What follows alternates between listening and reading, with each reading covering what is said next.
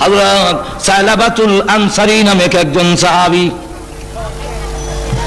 সালাবাতুল আনসারী ওনার বাড়ি হলো মদিনা, আর মক্কা থেকে হিজরত করে এসেছেন, তার নাম হলো সাঈদ ইবনে আব্দুর রহমান।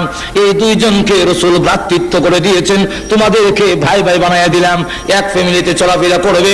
তবুকের যুদ্ধের সময় আল্লাহর হাবিব রাহমাতুল আলামিন যুদ্ধের মধ্যে চলে গেলেন, আর সাঈদ ইবনে আব্দুর রহমানকে সাথে নিয়ে গেলেন।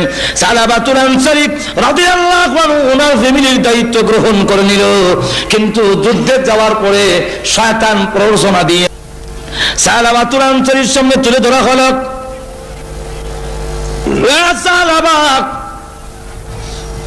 সাঈদ ইবনে আব্দুর রহমানের স্ত্রী বড় সুন্দরী, স্বামী বাড়িতে নাই, বিরাট বড় সুবর্ণ সুযোগ। এই প্রলোভন দিয়ে পর্দার ভিতরে নিয়ে গেল। সালাবা ওই মহিলার হাত গিয়ে ধরেছে, যেই মাত্র টান দিল, মহিলা ডাক দিয়ে বলে, সালাবা রে, তোর কি আল্লাহর ভয় নাই? কিয়ামতের মাঠে কি তুই আল্লাহর সামনে দাঁড়াবে না? তোর ভাইয়ের আমানতের খেয়ানত তুই কেমনে করবি? কিয়ামতের মাঠে আল্লাহর সামনে কি জবাব দিবে? বিশ্বাসঘাতকতা এবং জিনা যদি করস। এতটুকু বলার পরে সালাবাতুল আনসারীর অন্তরে জাহান্নামের আগুনের ভয় এসে গেল। হাত ছেড়ে দিয়ে দৌড়ে পাহাড়ের কাছে গিয়ে বৃক্ষের নিচে সেজদা দিয়ে কাঁদলে, প্রভু অন্যায় করেছি, অপরাধ করেছি, মেহেরবানি করে তুমি মাফ করে দাও। এদিকে সাঈদ ইবনে আব্দুর রহমান যুদ্ধের ময়দান থেকে ফিরে আসলেন বাড়িতে, এসে দেখে সালাবাতুল আনসারী বাড়িতে নাই। তখন তিনি গেলেন, জিজ্ঞাসা করলেন, আমার ভাই সালাবা কোথায়? ওনার স্ত্রী বলেন, পূর্ব দিকে চলে গেছে। সালাবাতুল আনসারীর অনুসন্ধানে বের হয়ে গেল, গিয়ে দেখে পাহাড়ের ভিতরে গাছের নিচে সেজদা দিয়ে কান্দে, প্রভু গো, আমি গুনাহগার, তুমি গফফার, আল্লাহ তুমি যদি মাফ না করো, আল্লাহ আমি জাহান্নামের আগুন সহ্য করতে পারবো না। আল্লাহ কিয়ামতের দিন লাঞ্ছনা অপমান সহ্য করতে পারবো না, মেহেরবানি করে আমার জীবনের গুনাহ মাফ করে দাও। এমনি সাঈদ ডাকতে বলে, সালাবা মাথা উঠাক, আল্লাহর দরবারে তওবা করো, কোন গুনাহ করে থাকলে আল্লাহ রাব্বুল আলামিনের নাম গফুরুর রহিম, আল্লাহ রাব্বুল আলামিন তোমাকে মাফ করে দিতে পারেন। সালাবা ডাক দিয়ে কয়, ভাই সাঈদ, আমি বাড়িতে যাব না, আমার এই চেহারা আর দেখাবো না, তুমি যদি আমাকে বাড়িতে নিতে হয়, আমার দুইটা হাত গালের সঙ্গে বেঁধে অপমানিত গোলামের নামে টেনে নিতে পারো, আমি আর মদিনায় যাব না। বাধ্য হইয়া সাঈদ রাদিয়াল্লাহু আনহু সালাবার দুইটা হাত গালের সঙ্গে এইভাবে বানলেন। বেঁধে যখন মরা লাশের মতো, যখন নাকি মরা লাশের মতো টানে, তার মেয়ে খামসা রাদিয়াল্লাহু আনহা দৌড়ে এসে রশি ধরে টানে, আর কয়, বুড়া তো হয়েছো, বয়স তো কম হয় নাই, চরিত্র বুঝি এখনো বদলায় নাই। সুবহানাল্লাহ বলেন না? আব্বা চরিত্র এখনো বদলায় না, আর একজনের স্ত্রীর হাতে তুমি কেমনে ধরে?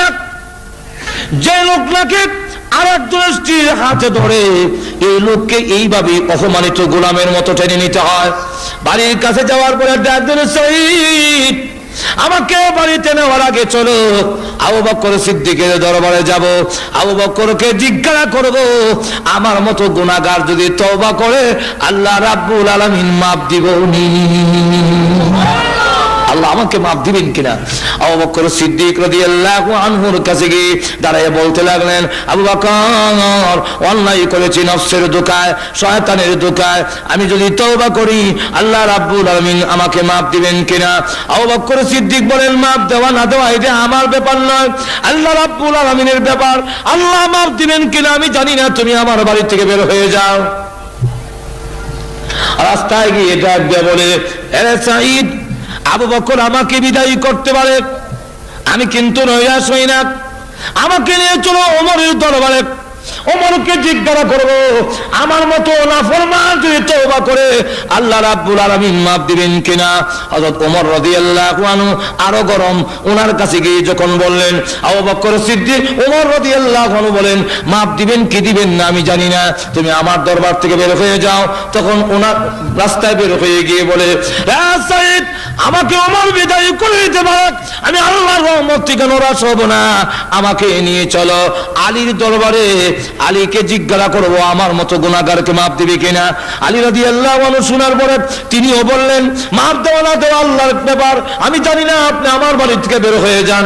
রাস্তায় গিয়ে ডাক দিয়ে বলে, আরে সাইদ আমার ইচ্ছা ছিল রাহমাতুল লিল আলামিন যেন আমার আলোচনা আমার কথাটা না শুনে তাহলে লজ্জা হবে।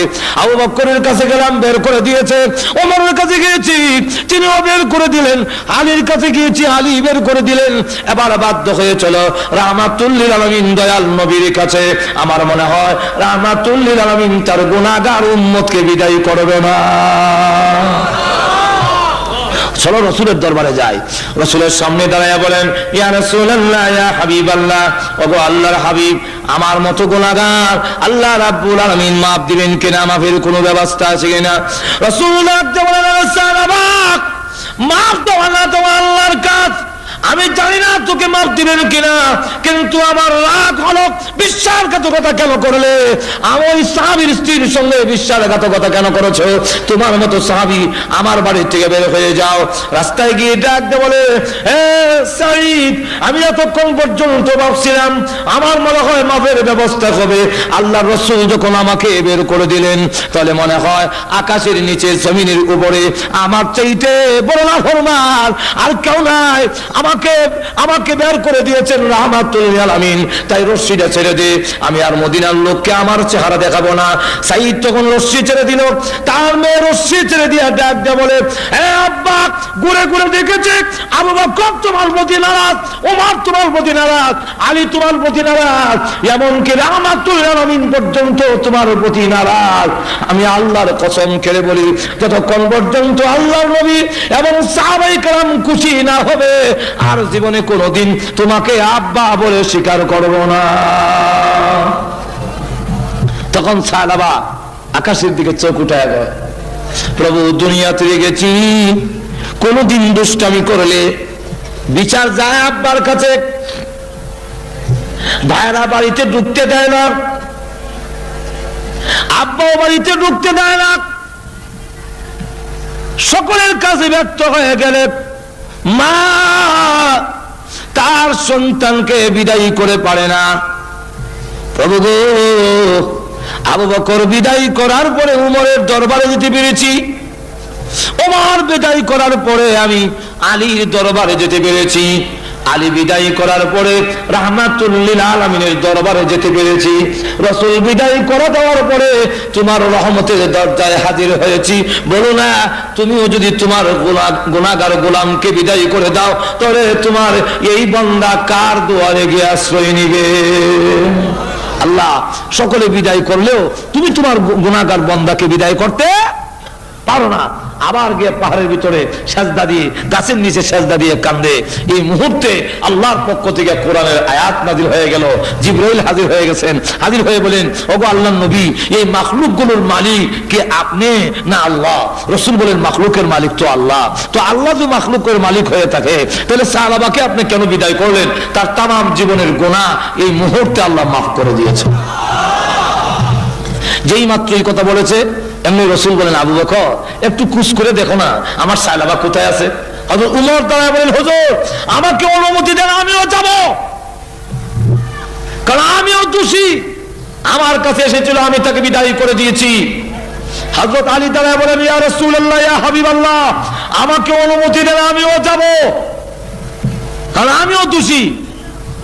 হযরত সালমান ফারসি রাদিয়াল্লাহু আনহু দাঁড়ায় বলেন, ওগো আল্লাহর হাবিব, আপনি আমাকে অনুমতি দেন, আমি মুরব্বী সাহাবী, আমার বয়স বেশি।